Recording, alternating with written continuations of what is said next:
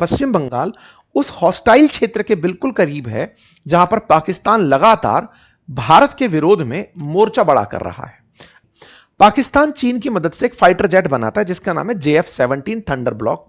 इसका सिमुलेटर मतलब समझिए कि एक प्रकार का वीडियो गेम जैसा कुछ इस प्रकार का, जिसको आप टेबल पर रखा हुआ ऐसे देख सकते हैं, जिसमें कॉकपिट के अंदर आप बैठे हो तो आपको कैसा दृश्य दिखाई देगा, उस तरह का सिमुलेशन आपको स्क्रीन पर दिखाया जाता है। JF-17 का सिमुलेटर हाल ही में बांग्लादेश भेजा गया है। यह जो सिमुलेटर है इस पर एयरफोर्स के पायलट ट्रेनिंग लेंगे। उद्देश्य क्या है कि अगर JF-17 आपके यहां आता है तो आप चलाएंगे कैसे। JF-17 पाकिस्तान दुनिया को बेच रहा है चीनी, लेकिन बेच पाकिस्तान रहा है क्योंकि पाकिस्तान कहता है कि मैं मेरे कनेक्शन से बेचता हूं। ऐसे में बांग्लादेश में भी JF-17 आना यानी फाइटर जेट आना, यह भारत के लिए कूटनीतिक चुनौती के रूप में कंसीडर किया जाना चाहिए क्योंकि बांग्लादेश को जन्म देने वालों में हमारा नाम आता है। भारत पाकिस्तान की सीमा है, इसकी सुरक्षा पर्टिकुलरली बॉर्डर सिक्योरिटी फोर्स को दी हुई है जो कि एक अर्धसैनिक बल है। बॉर्डर सिक्योरिटी फोर्स बांग्लादेश की सीमा की सुरक्षा भी करता है। ऐसा क्यों? क्योंकि पहले बांग्लादेश भी पाकिस्तान ही हुआ करता था, दैट वाज पूर्वी पाकिस्तान। तो पाकिस्तान, पश्चिमी पाकिस्तान और पूर्वी पाकिस्तान दोनों पर पहले से BSF थी। तो अब जब हम बात बांग्लादेश की करते हैं तो इसकी सुरक्षा BSF के पास ही है। BSF शुरुआत में जितनी भी इन्फिल्ट्रेशंस हैं पाकिस्तान से आने वाली हों या बांग्लादेश से आने वाली हों, उन्हें रोकने की बहुत महत्वपूर्ण जिम्मेदारी निभाता है। लंबे समय से यह मांग उठ रही थी कि बांग्लादेश से बहुत सारे अवैध प्रवासी भारत में प्रवेश करते हैं और चूंकि बांग्लादेश भारत के साथ, मतलब भारत बांग्लादेश के साथ सबसे बड़ी सीमा साझा करता है, ऐसे में भारत में बहुत सारे इन्फिल्ट्रेटर्स यहां से निकलकर आ रहे थे। ऐसी स्थिति में BSF को जरूरत थी उस बॉर्डर पर फेंसिंग करने की। फेंसिंग मतलब इस तरह की तारबंदी करने की। सरकार लगातार प्रयास कर रही थी, लेकिन पश्चिम बंगाल और बांग्लादेश में कुछ बॉर्डर पर शहर, गांव, कस्बे ऐसे बसे हुए हैं कि बिल्कुल बॉर्डर के उस पार बांग्लादेश, इस तरफ भारत, और लोगों का आना जाना बिल्कुल ऐसे जैसे कि यहां पर किसी ने सब्जी बनाई है तो रोटी शायद वहां से मंगा के खा ले। मतलब इतना ज्यादा एक दूसरे के साथ में मिलना जुलना का भाव था बॉर्डर के एरिया पर। इससे नुकसान क्या होता था? बहुत बार कोई बांग्लादेश से क्राइम करके क्रिमिनल भारत में शरण ले लेता था या भारत में क्राइम करके बांग्लादेश में शरण ले लेता था। दूसरा, बांग्लादेश के साथ में बहुत सारे अवैध लोग या भारत के अंदर किसी भी प्रकार की अशांति फैलाने वाले लोग उस रास्ते से भारत में एंट्री कर जाते थे। लंबे समय से मांग की जा रही थी कि BSF को यहां पर फेंसिंग की जगह दी जाए। फेंसिंग करने क्यों नहीं दे रहे थे? क्योंकि यहां पर जो सरकार थी, उस सरकार के द्वारा लोगों की सुविधा को ख्याल रख करके BSF को इस फेंसिंग की जगह देने से रोका हुआ था। स्टेट को जगह देनी थी, स्टेट जगह नहीं दे रहा था। पहला काम जो किया सरकार ने, शुभेंदु अधिकारी ने आते ही अपने पहले आदेश में इस फेंसिंग की जगह का अलॉटमेंट कर दिया। 600 एकड़ जमीन 45 दिनों के भीतर देने का वादा कर दिया कि यह जमीन दे दी जाएगी। और यह जमीन, ये जो पूरा एरिया जुड़ा हुआ है बांग्लादेश के साथ, जो 4096 किलोमीटर का है, जिसमें पश्चिम बंगाल खुद लगभग 2000 किलोमीटर के आसपास की सीमा, 2200 किलोमीटर के आसपास की सीमा रखता है, उसमें से 850 से अधिक किलोमीटर अब तक ऐसा था जिस पर फेंसिंग नहीं हो पाई थी। पश्चिम बंगाल में 2,500 के आसपास किलोमीटर है, लेकिन फिर भी 800 किलोमीटर के आसपास सीमा ऐसी थी जिस पर फेंसिंग नहीं हो पा रही थी। उस फेंसिंग को अब आगे बढ़ा दिया गया है। अच्छा, केवल क्या इतना ही इशू है? नहीं, इशू यह भी है कि इस फेंसिंग के साथ साथ पश्चिम बंगाल और बांग्लादेश में जिस तरह से सुंदरबन डेल्टा फैला हुआ है, मार्शी लैंड फैली हुई है, दलदल फैला हुआ है, गंगा का और हुगली का पूरा क्षेत्र बना हुआ है, उसके चलते भी फेंसिंग में दिक्कत आती थी। यानी कि एक ऐसा क्षेत्र भी था जहां पर आप फेंसिंग कर नहीं सकते थे। जिस जगह पर आप फेंसिंग नहीं कर सकते थे उसे 174.5 किलोमीटर आंका गया, यानी कि नॉन फिजिबल गैप माना गया कि यहां पर खंबे गाड़ नहीं सकते। तो क्या करें? हो सकता है कि कोई उन मार्शी लैंड से घुस करके चला आए, यानी कि कोई अवैध प्रवासी हो सकता है उन तटों में से तैरते हुए चला आए। तो यह डिसाइड किया गया है कि उन क्षेत्रों में मगरमच्छ और सांप छोड़ दिए जाएंगे। मतलब 865 किलोमीटर जो अब तक लेफ्ट था, जिसको पश्चिम बंगाल सरकार दे नहीं रही थी, जमीन नहीं दे रही थी, उस जमीन में अब फेंसिंग तो होगी ही होगी, और जो नॉन फिजिबल क्षेत्र है लगभग 174 किलोमीटर का, उसमें स्नेक और मगरमच्छ छोड़ने की प्लानिंग कर ली गई है। इससे क्या होगा?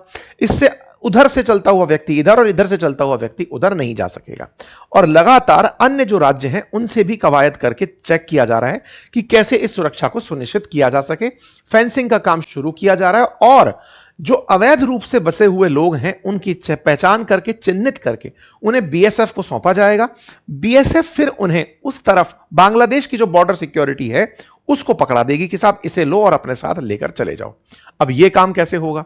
देखो, कुछ दिन पहले ही, आपको मालूम है कुछ साल पहले ही भारत में सिटीजनशिप अमेंडमेंट एक्ट आया था, जिसके अंदर बांग्लादेश, पाकिस्तान, अफगानिस्तान जैसे देशों में गैर मतलब मुसलमानों को छोड़ करके वो लोग जिन पर ज्यादतियां हुई धर्म के आधार पर, हिंदू, मुस्लिम, सिख, ईसाई, पारसी, जिन पर ज्यादतियां हुई और वो उन देशों से निकलकर भारत में शरण प्राप्त करने आ गए थे दिसंबर 2024 से पहले, तो उन्हें अपने देश में यानी भारत में नागरिकता देना और उसके अलावा अगर कोई आ गया है तो उसे वापस भेज देना। इनडायरेक्ट मीनिंग यही था। वो जो सिटीजनशिप अमेंडमेंट एक्ट था वो पश्चिम बंगाल में अप्लाई नहीं हो रहा था। मतलब देखिए, बांग्लादेश के साथ जो बॉर्डर लगा था उस बॉर्डर पर से आवागमन तो चल ही रहा है, प्लस सिटीजनशिप अमेंडमेंट एक्ट पश्चिम बंगाल में लागू नहीं हो रहा था। सिटीजनशिप अमेंडमेंट एक्ट लागू नहीं था तो जो लोग यहां पर अवैध रूप से बांग्लादेशी आकर बस गए थे, जिनकी पहचान भी कर ली जाए तो उनको किस कानून के आधार पर वापस भेजा जाए वो एग्जीक्यूट नहीं हो पा रहा था। तो दूसरा काम जो पश्चिम बंगाल में वर्तमान सरकार ने किया वो सीएए को लागू कर दिया और यहां से तुरंत प्रभाव से इन्हें वापस भेजा जा सकेगा।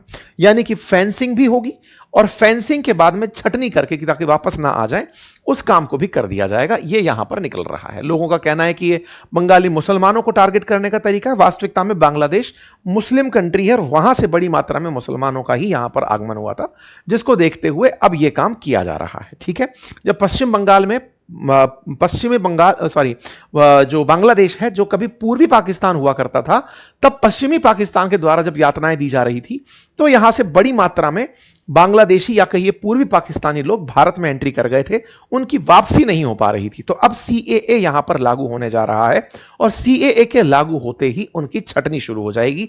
यह दूसरा आदेश है जो यहां पर दे दिया गया है। ठीक है साहब, तीसरा आदेश। तो ये सारी की सारी बातें जो है वो पश्चिम बंगाल की सुरक्षा को सुनिश्चित करने के लिए की जा रही है। केंद्र सरकार की लोगों को बीमा देने की एक योजना है जिसका नाम आयुष्मान भारत योजना है। उस आयुष्मान भारत योजना को पश्चिम बंगाल में चालू किया जा रहा है, जिसमें 5 लाख रुपए तक का मुफ्त इलाज दिए जाने का प्रावधान है। इतना ही नहीं, पश्चिम बंगाल में जनगणना को भी रोका हुआ था। अब जनगणना जो रुकी हुई थी वो यहां पर शुरू कर दी जाएगी, इसका आदेश भी दे दिया गया है। साथ ही साथ सरकारी नौकरी के अंदर जो उम्र की सीमा थी उसमें 5 साल की छूट दी गई है। मैंने आपको पिछली बार जब इलेक्शन हो रहे थे तब भी यहां का एक जिक्र किया था और बताया था कि पश्चिम बंगाल के अंदर जो पुलिस थी पहले तक वो संख्या में बहुत कम थी। संख्या में कम थी तो पुलिस को और पुलिसकर्मी की जरूरत जब होती थी तो फिर वॉलेंटियर्स को बुलाया जाता था कि आओ और आप वॉलेंटियर बनकर हमारी साथ में काम करवा लो, सिविल वर्क में हमारी मदद करो, चाहे ट्रैफिक संचालन में मदद करो, सुरक्षा में मदद करो। और ऐसे में पॉलिटिकल पार्टी के वर्कर्स, विशेष रूप से टीएमसी के बड़ी संख्या में वर्कर्स पुलिस के साथ सिविल पुलिस बनकर के वहां पर शांति व्यवस्था बनवाते थे।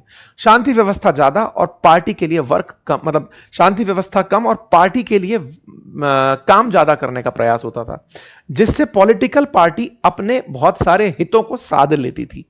इसके चलते पुलिस पर लोगों का अविश्वास था। बड़े दिनों से यहाँ के शिक्षकों के लिए, यहाँ पे पुलिसकर्मियों के लिए नौकरियों की संख्या नहीं निकल रही थी।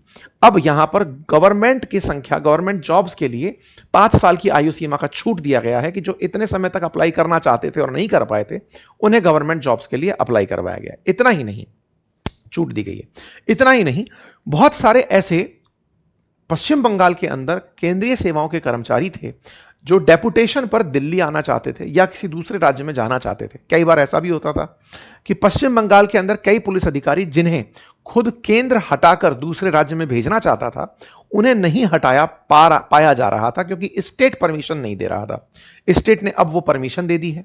अब चाहे आईएएस हो, आईपीएस हो, आईएफएस हो, इन सभी की, या फिर डब्ल्यूपीएससी के थ्रू जो जुड़ा हुआ व्यक्ति हो, उन्हें एक जगह से दूसरे जगह जाने की इजाजत दी जाएगी। और तो और भारत में हाल ही में जो भारत न्याय संहिता लगी थी उसको भी पश्चिम बंगाल में अप्लाई नहीं किया हुआ था, अब वो भी चालू हो जाएगी। यानी पश्चिम बंगाल बहुत से केंद्रीय कानून, चाहे केंद्रीय योजनाएं हों चाहे केंद्रीय कानून हों, उनको अपनाने में देरी कर रहा था। अब उन सबको यहां पर परमिशन दी जा रही है। इन सबको किस तरह से जोड़कर देखा जाए, इसको अंतरराष्ट्रीय स्तर पर सुरक्षा के लिहाज से भी जोड़कर देखा जा सकता है। पर आवश्यकता थी कि बहुत सारे केंद्रीय कानून, बीएसएफ की मजबूती, यहां पर स्थिरता और यहां पर किसी भी प्रकार का अपीजमेंट जगह ना ले पाए। अगर ऐसा यहां जारी रहता तो संभव है कि बांग्लादेश भारत में इन्फिल्ट्रेशन का बड़ा क्षेत्र बनकर आता। पाकिस्तान बांग्लादेश के माध्यम से भारत में तमाम प्रकार की दिक्कतें पैदा कर सकता था। बॉर्डर एरियाज में लगातार आतंकवादियों का आना जाना जारी था। पाकिस्तान से उन्हें धर्मगुरु बनाकर बांग्लादेश की सीमा पर भेजा जा रहा था, जो भारत के साथ साझा होती है। वहां पर कुछ इस प्रकार के प्रवचनबाजियां चल रही थी जिससे कि भारत को उकसाया जा सके। तमाम प्रकार की चीजें चल रही थी। अब उनको एक एक करके जवाब दिया जा रहा है। इतना ही नहीं, खैर बांग्लादेश की एक और खबर है, और वो खबर यह है कि बांग्लादेश के जो ऑफिशियल्स हैं वो ट्रेनिंग के लिए पाकिस्तान जा रहे हैं। पाकिस्तान क्यों जा रहे हैं? पहले तक वो कहां थे? पहले वो मसूरी आया करते थे। जैसे भारत के अंदर ऑल इंडिया सर्विसेज हैं, ऐसे बांग्लादेश के ऑल इंडिया सर्विसेज होंगी, ऑल बांग्लादेश सर्विसेज होंगी। और उन ऑल बांग्लादेश सेवाओं के जो अधिकारी हैं, जो 53 साल से मसूरी में ट्रेनिंग लेने आते रहे सिविल सर्विसेज के, वो अब लाहौर की यात्रा पर हैं। उसकी तस्वीरें भी बाहर आई हैं और ये अपने आप में एक ऐतिहासिक कदम माना जा रहा है। कदम यूं क्योंकि इतने समय बाद ये लोग लाहौर में ट्रेनिंग लेने गए हैं। ऐसी स्थिति पाकिस्तान और बांग्लादेश के नजदीक आने की पहचान बनती है। पाकिस्तान और बांग्लादेश पहले भी एक ही हुआ करते थे, लेकिन बीच में भारत के संबंधों के चलते बांग्लादेश पाकिस्तान से बहुत दूर हो गया था। मोहम्मद यूनुस ने इनको नजदीक लाने का काम किया और वो अब तक चल रहा है। इतना ही नहीं, एक मामला आपको जो पता हो, जो काफी ज्यादा भारत में उछला था, आरजी कर केस का, जिसमें कि एक मेडिकल छात्रा के साथ कॉलेज में रेप हुआ था और उसकी फिर हत्या कर दी गई थी। उस मामले को फिर से ओपन किया गया है और उस मामले को कलकत्ता हाईकोर्ट के निर्देशन में जून 25 तक सीबीआई को जांच की प्रोब करने के लिए कहा गया है। मतलब सीबीआई को इस मामले के अंदर जांच करने के लिए कहा गया है। तो कुल मिलाकर के शुरुआती 13 दिन में काफी सारे एग्जीक्यूशन हुए हैं, जिससे पश्चिम बंगाल केंद्र में चर्चा में आया हुआ है। अब और क्या हो रहा है? और है इंटरनेशनली डेवलपमेंट। अब मैं वो आपको बताता हूं। भारत के पूर्व में बैठा पाकिस्तान, जो कि पहले पाकिस्तान पूर्वी पाकिस्तान था, अब वो बांग्लादेश है। लेकिन वो जो काम कर रहा है वो कहीं ना कहीं इससे और इससे बोले तो चाइना से प्रभावित होकर कर रहा है। भारत के अंदर जैसे ही पश्चिम बंगाल में सरकार बनती है शुभेंदु अधिकारी की, तो शेख हसीना की पार्टी की तरफ से उन्हें बधाई प्रेषित की जाती है। साथ ही साथ में तारिक रहमान की जो बीएनपी पार्टी है वो भी कांग्रेचुलेशन भेजती है, लेकिन साथ में तीस्ता नदी को लेकर भी एक रिक्वेस्ट भेज देती है। अब ये तीस्ता की कहानी क्या है, हालांकि इस पर डिटेल में हमने सेशन किया हुआ है।